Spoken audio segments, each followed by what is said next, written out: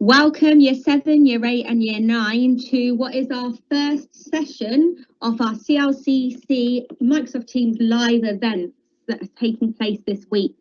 This morning is the literacy event, and your literacy event is going to be led and presented by myself, it's Mrs. Mackenzie, and Mrs. Rashley. So please do join in. Please use the chat function if you've got any questions, or if you want to partake or answer any questions, you can just type that into your chat function. Or if you'd like to, an alternative is just to grab a pen or a pencil and a piece of paper, ready to jot down your answers, your ideas, and please do join in. So I want everyone just to spend the beginning part of this session to look at the front cover of a book that we're going to explore called The Cell. And let's have a think about this book. I've got some questions for you that I just want you to think about, or if you have a piece of paper or a pencil or a pen around, you could jot down your answers. Question number 1 is, what do you think this book is about? What type of book might it be? Might it be fiction or non-fiction? What might the picture on the cover tell you about the book? And what are your predictions? You're welcome to also use the chat function that's available for you. If you want to type in your answers to those questions, then you're welcome to do that, and you can do that throughout this session, and we can have a look at those at the end. Or if you have a piece of paper with you handy, you could work through these activities today, just jotting them down in front of you. But just some questions there for you to have a think about. Please jot down your answers or type them into the chat function. What are your predictions about the book, The Cell? Some of you may have heard of it, some of you may have even read parts of it, and some of you may have never seen it before. And if you do know anything about it, what are your predictions based on that knowledge you have so far? And if you've never seen it before and you're just looking at the front cover and it's titled for the first time, what does that tell you about this book possibly? So having thought about your predictions about this book and what type of book you think it might be, you, of course, if you had the book in your hand, could turn it over and have a look at the blurb on the back, which I'm sure many of you have done with books that you've read in the past and at primary school when you've been reading books as a class or reading at home.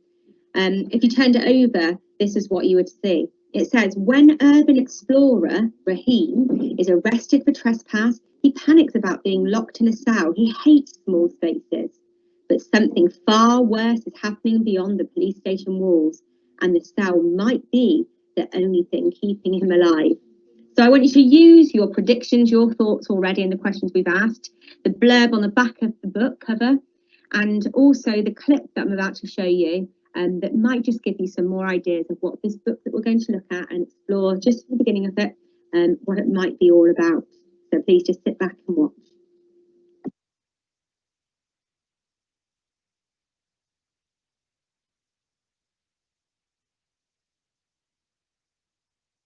The Cell by Jenny Spangler. Raheem's urban exploration turns into a claustrophobic nightmare. What bizarre things are happening all over town? And will he ever escape from the cell? So our ultimate aims for today's session, first one is to have formed a hypothesis about what this book is about. What's your thought process of what you think is going to happen in it, and to have widened your vocabulary. There might be some new words that you hear in a different context in this book, and that will help you to widen your vocabulary. But how you'll know you're successful is if you have used the clues that you've been given to work out what the book might be about, and you might be quite successful there already quite early on in this session. And we want you to feel prepared to take part in a summer challenge based on what we're looking at today, which will include you writing your own chapter of this book. So now we know what our aims are for this session and what we need to do to be successful, what we'll have achieved by the end. It's reading time. Mrs. Rashley, very kindly, she's going to take over from me, and she's going to read the first chapter of the book to you. Good morning, everyone. Mrs. Rashley here. I hope you are as excited as we are about our first live literacy lesson. We're going to be looking at The Cell, as you know, and I'm going to be reading chapter 1 to you. By and large, the words that I'm reading will be on the screen in front of you. I will spill over a page every now and then just for sense, but you can follow if you want to, or you can just let the words wash over you and think about what you're hearing. So let's begin. Chapter 1, Going Out. Rahim's grandmother had an old wives' tale for every occasion. Popping knuckles caused arthritis. Swallowed gum stayed in the belly for 7 years. Almost anything could cause a cold. Showering after dark, going outside with wet hair, walking on tiles without socks. All nonsense, of course. He'd never dare say that to her face. Arguing with a grandparent probably brought 3 years bad luck.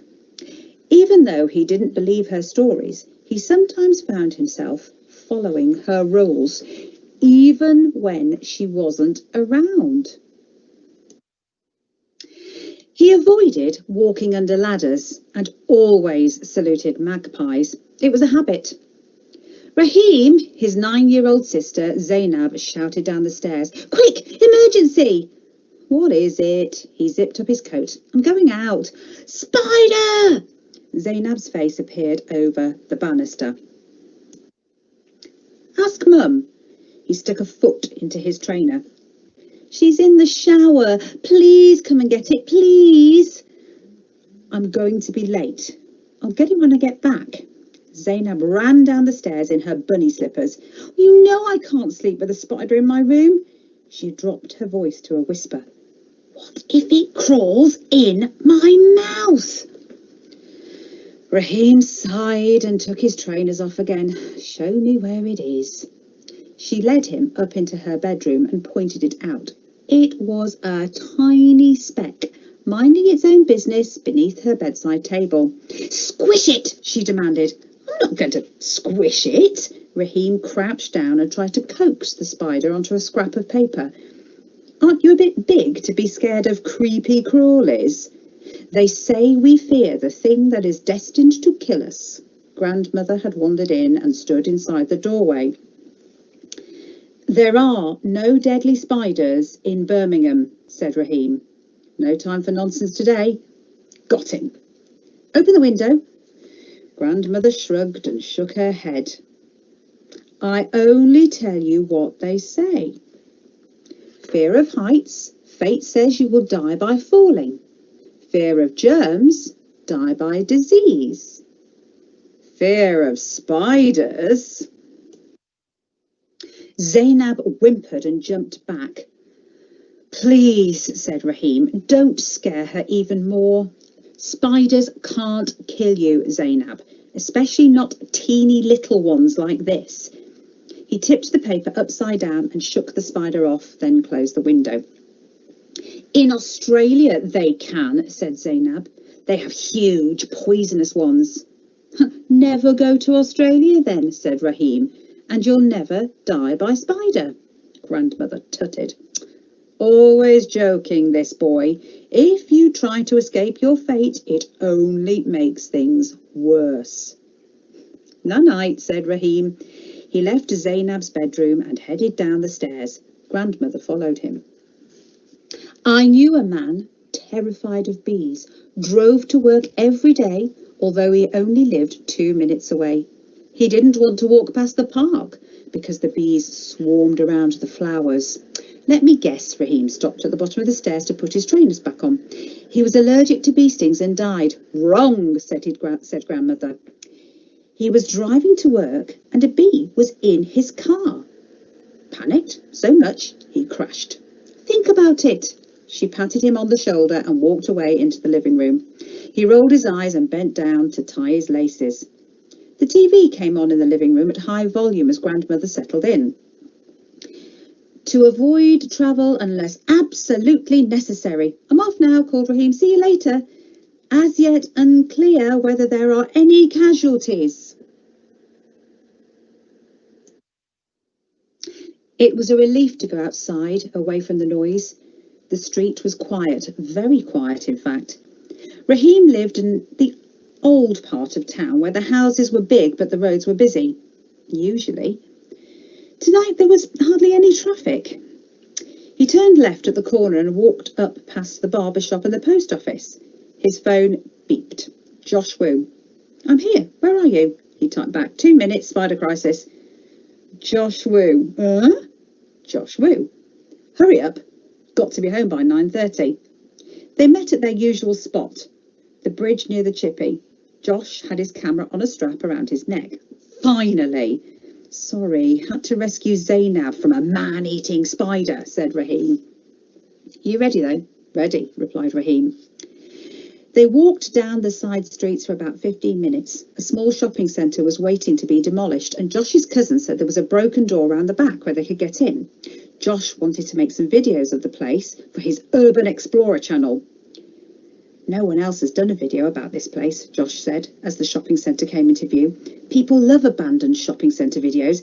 This is going to get us so many subscribers. How many have you got so far? 37, said Josh. Faint sirens in the distance became louder, and a fire engine sped past them, lights flashing. Damn, said Josh. Should have had the camera ready. That would have been a great atmosphere shot. I need to film my intro. Here. He passed the camera to Raheem, who held it up. Josh insisted they needed a proper camera and had spent all his savings on an old one from his photographer uncle.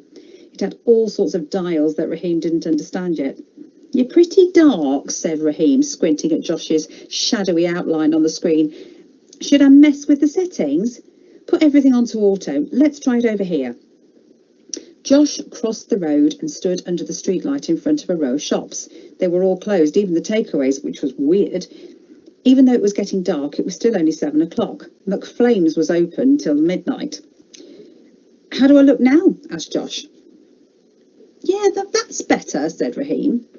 He held the camera as steady as he could while Josh performed a well-practiced speech. We're going to take an exclusive look inside.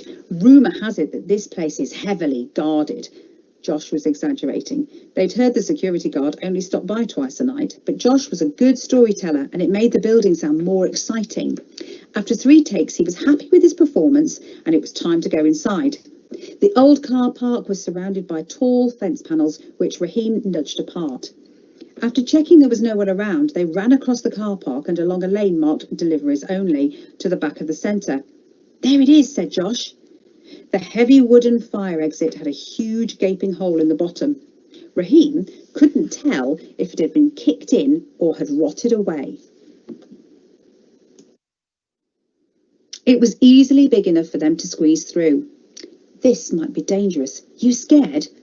Josh pointed his camera at the hole in the door. No, but watch your step. I don't want to have to carry you home. Josh grinned. You go first. Okay, thank you, Mrs. Rashley, for reading that to us. So we've learned quite a bit more about this book and potential things that might happen. You might have those thoughts in your head already.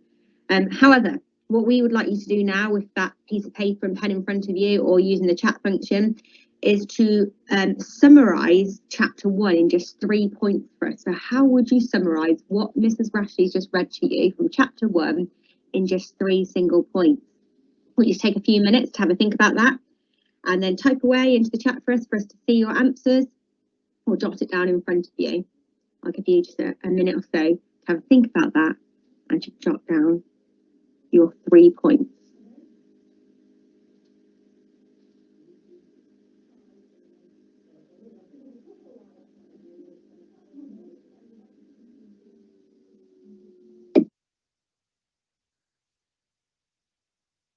So thank you for popping down some points just to summarise what's happened so far in chapter 1. And thank you those of you that have been able to use the chat function that's available. It just looks like a speech bubble and you're able to click on that and type in some of your answers. It'd be great for you to carry on doing that. So at the end we have a stock of all of the summarised points that you have all put forward. And just some possible answers, some things that you may have written down, and thank you those that have shared these. You might have written down Raheem is a kind big brother who lives with his grandmother and sister. Raheem has a close friend called Josh who is an urban explorer. Or the 2 boys were going to explore the shopping centre that was due to be demolished. It's actually quite difficult. An awful lot happened, and especially if you've really thought around some parts of the story and what's going on in the background with hearing the sirens and certain shops being closed that aren't normally closed. So you may have thought of some other ways to just summarise what's happened so far in chapter 1. But thank you for sharing these answers, those of you. that have sent them through already to us. So thank you for all your work in engaging with the book The Cell today, and the things that we've asked you to think about listening to chapter 1, and hopefully summarising what's happened in chapter 1 in just 3 points. We'd like you to use this now for something else that we'd like you to do over the summer, and Matt Beaton, one of our local authors, is going to talk to you, introduce himself, and also introduce one of his books.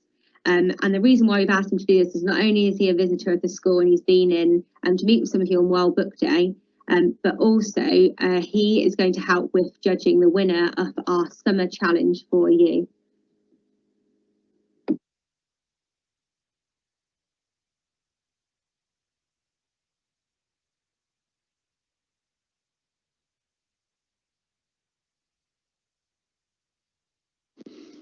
Hi everyone, my name's Matt Beaton. I'm a children's author and poet.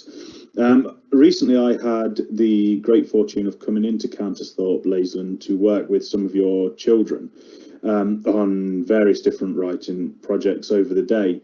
It seems a long time ago now with everything that's gone on, but it was a great day. It was great fun. I could see just by coming in what an emphasis you guys put on reading and writing and the importance of it. I know the library where I was working was absolutely fantastic, the way it was set out, the way children were coming in and out and just using it for a variety of different reasons. It wasn't just about reading, it wasn't just about books, it was everything, and it was great to see, and that's what libraries should be. They should be the hub of a school, really, where everything goes on. Now, I've been told that you guys are running a competition to do with one of your books, so I want to talk to you just for a little bit about how important reading is to me and how important I think it is in the world in general. I think, you know, I often get asked when I do creative workshops, how do you come up with your ideas? And one of the reasons I suppose that I have so many ideas when I'm writing is because I've read a lot and didn't always love reading. I didn't really like reading at all until I got to probably year 6, I think it was, when my dad gave me a copy of The Hobbit as a graphic novel, and that really sparked kind of my love for fantasy and that genre of book. But before that I really didn't, you know, enjoy reading that much. Certainly didn't enjoy writing as much as I do now. But it is so important to read, it's so important to write. And whilst not every book is for everybody, there is honestly a book out there for everybody. You know, it could be in a genre that you've not even found yet, that you've not even read. But there will be a book out there that you will enjoy reading. And it may be a graphic novel, it may be a comic book, it may be a non-fiction biography or autobiography, or, you know, or kind of some sort of futuristic fantasy that you enjoy. There will be something that will help you find that enjoyment of reading. But more than that, it gives you an outlook on life.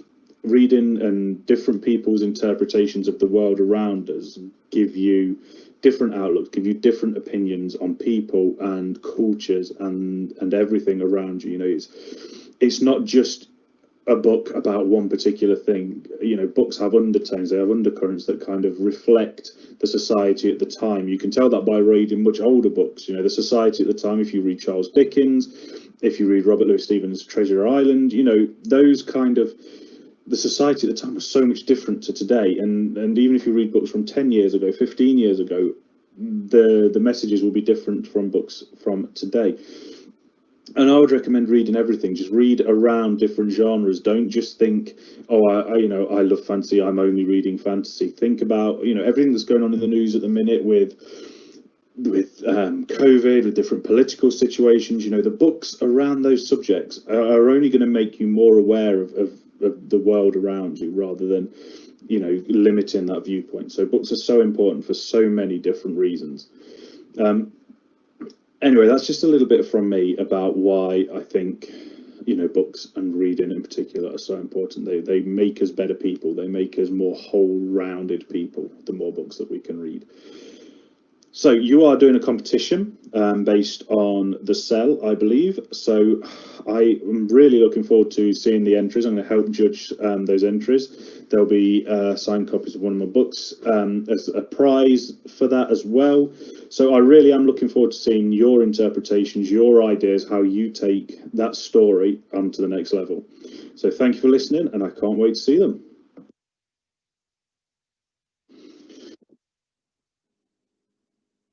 Now, this is what your summer challenge is. If you were the author to the book The Cell, how would you continue this book? So we've read chapter 1. Even if you may have come across this book before or read it before, imagine you were now in control and you were the author of the book. What events would you have take place in chapter 2? Would there be any new characters?